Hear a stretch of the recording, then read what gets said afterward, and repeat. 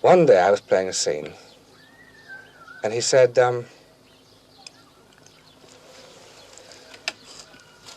I was sort of talking to someone and being rather remote and looking all over the place, and he said,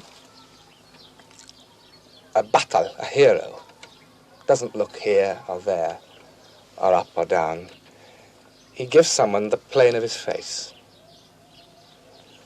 I remember two things I'd read. One, Graves told me that Lawrence apparently never looked at anybody. He made a sort of inventory of everyone's clothes. But Kennington, the sculptor who sculpted him a lot and did all the illustrations for Seven Pillars, said this remarkable thing which I'd never understood before, which was that Lawrence reminded him of a middleweight boxer. And at that moment, something very important clicked. And I knew exactly what Abdi meant by the plane of his face, which was this. And the eyes didn't travel over the clothes, but they were aware of the hands and aware of everything that was going on. And it was at once withdrawn, as a boxer must be, and at the same time very penetrating. And this one physical thing really clicked, and it made a whole difference to the way I played it. Now, this is the way I work. I can't work with this. It's sort of exact science to me. Yes. What about his height, Peter? He was a very short man, and you're a very tall man. Do you make any effort as an actor to think like a small man? No. I've always said when anyone asks me about Lawrence's inches, I always say it's a question for his tailor, not his interpreter, and that's probably a bit flip. But there's nothing I can do. I don't think it's really all that important anyway. And I'm certainly sure he never thought as a small man. Yeah.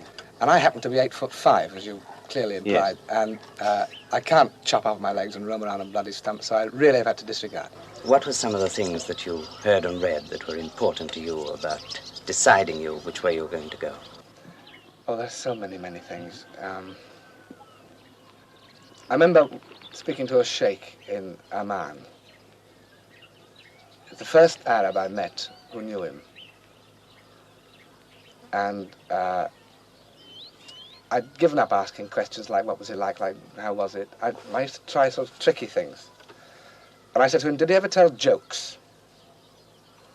At which point he went into a great stream of Arabic, with tears trickling down his face, laughing like a drain. Now, I hadn't the faintest idea what he said, but clearly Lawrence had been very funny at one point.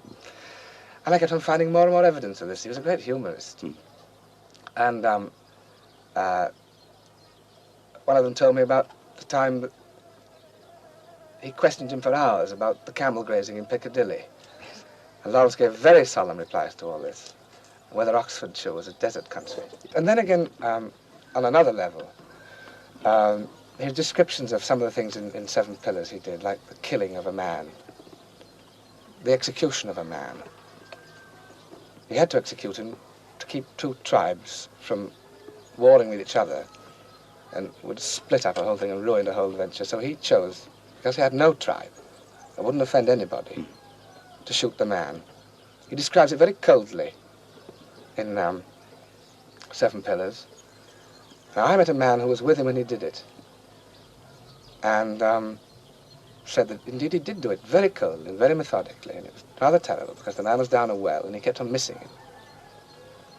And then he went out for a drive in the desert afterwards, and went for a walk, and this man, was very worried about him, went to look for him and found him behind a rock, crouched like a 2-year-old baby in the most terrible state of emotion. Now that could colour my killing of this man in the film. Of course.